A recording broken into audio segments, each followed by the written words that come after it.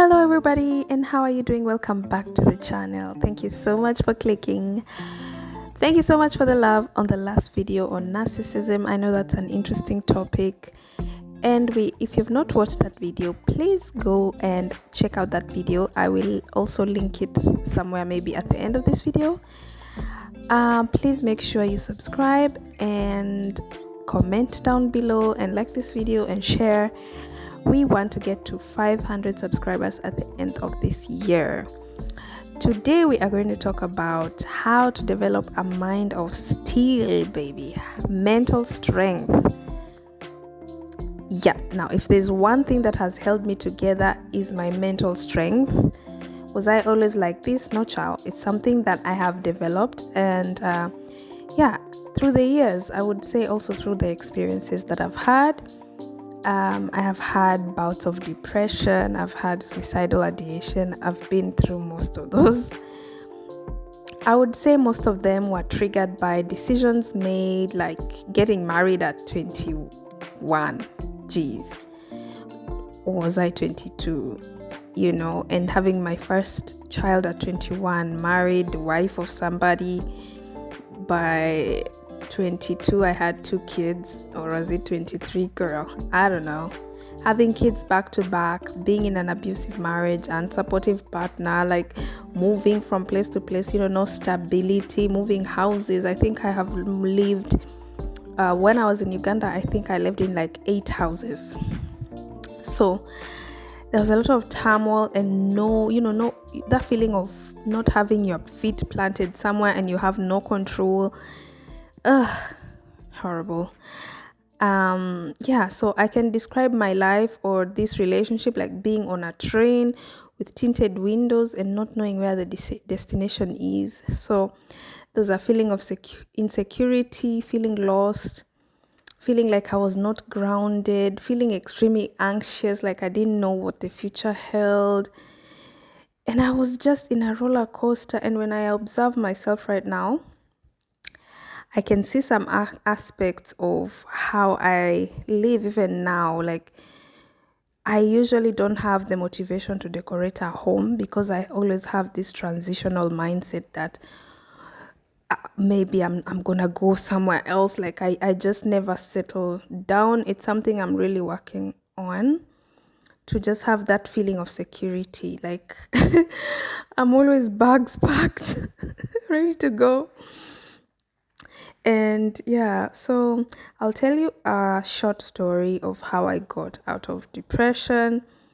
So I was seeing this counselor for a while, but I would say most of the effort was mine because I can literally count the sessions we had, maybe 5 or something.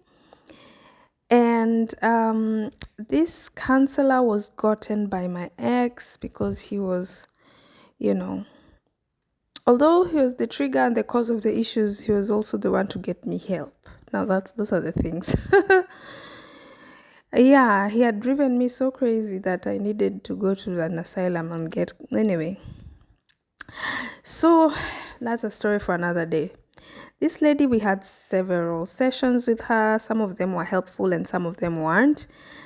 She held this traditional mindset of like, that's how men are. As a woman, you must do this, you must do that. Those kinds of... If you're an African, you understand what I mean. So, but she gave me some helpful tips at some point, So the most helpful one she gave me was an analogy that I used and a visualization exercise that I used. And I'm so happy to share it with you because it helped me. And so she told me that every time I got into that deep, dark place where I didn't know what to do, I should imagine myself in a sewage. And you know what's in a sewage? Like a lot of S and a lot of L. And if you fell in a sewage, like you would be literally crawling out, like trying to get yourself out of that stinky stuff, doing whatever it takes to get out.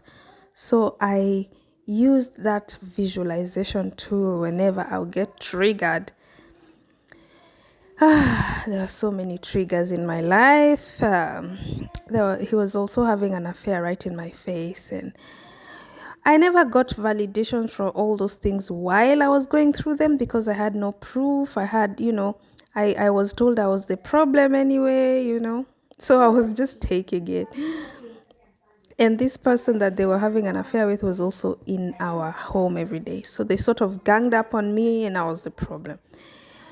So after all, I was the depressed one. So this was a daily exercise. The first thing I did, and I wanted um,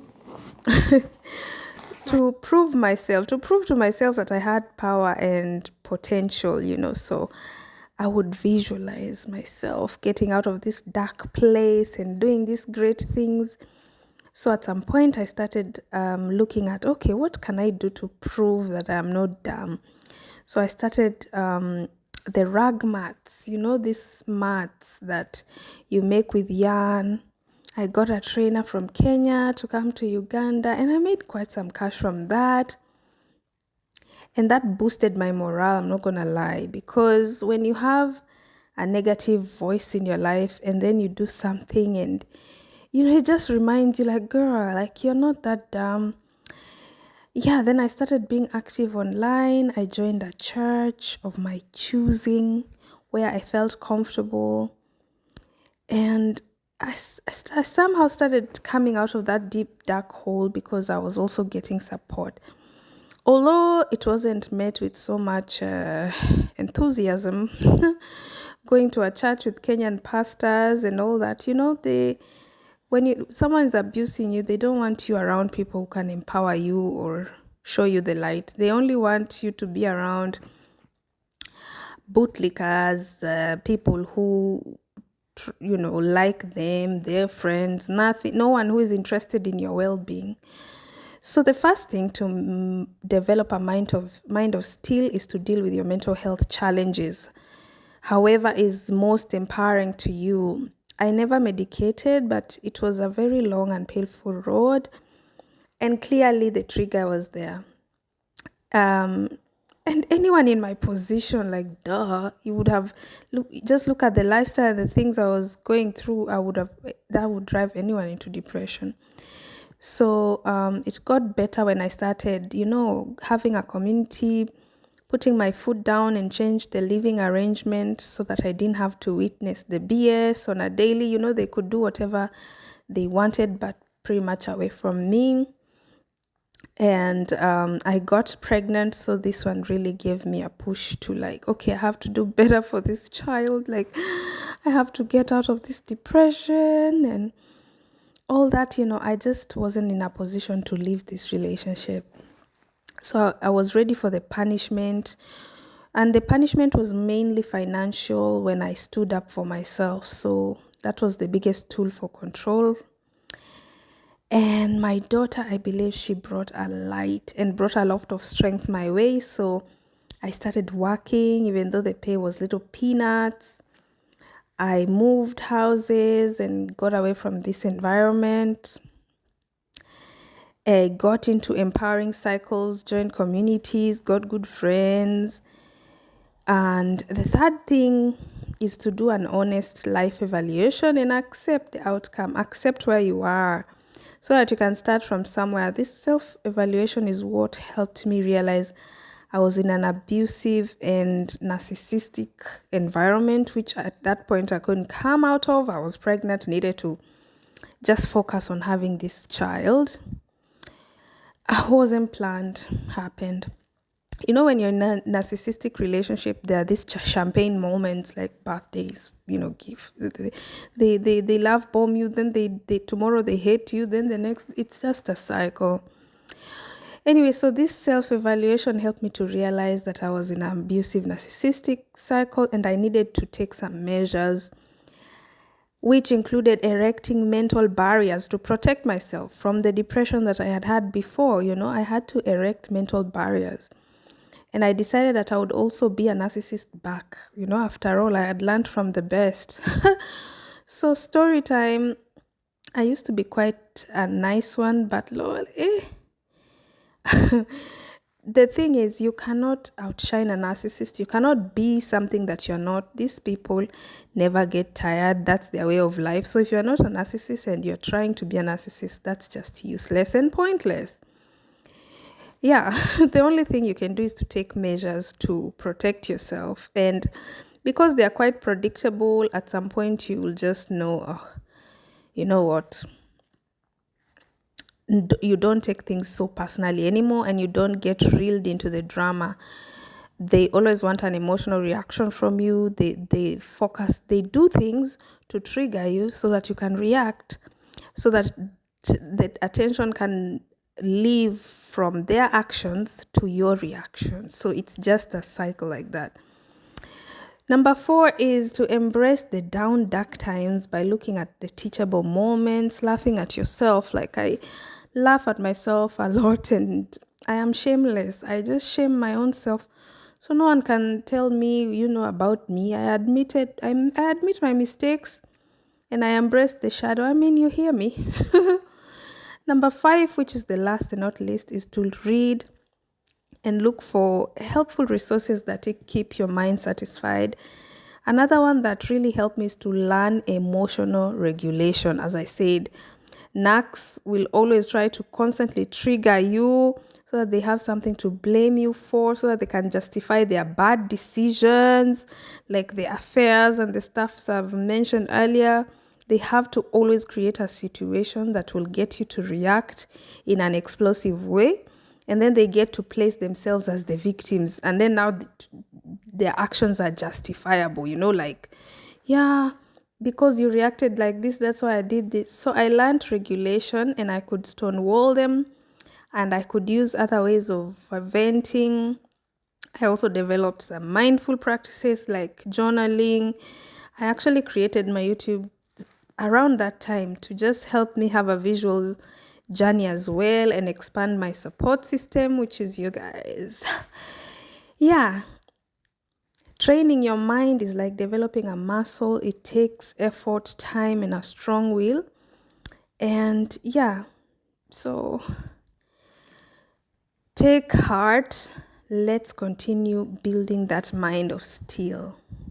Do not give up. The stats say that most people who watch my videos are not subscribed. It's free, guys. Like, just subscribe. Spread this information to anyone who you think that might need it. Let's get the channel to 500 subscribers by the end of the year. I have tried. I have been consistent for 2 weeks. Yay.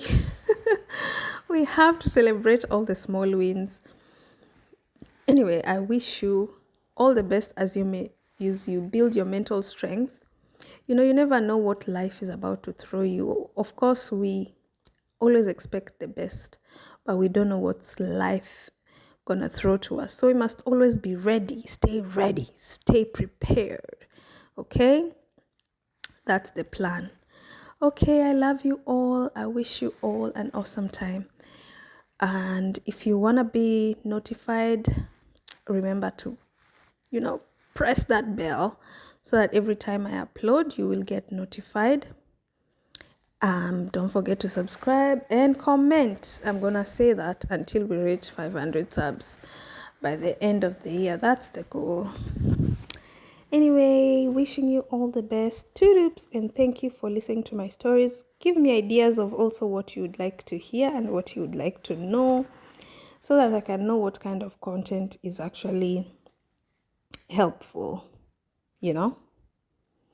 Yeah, feedback is really important.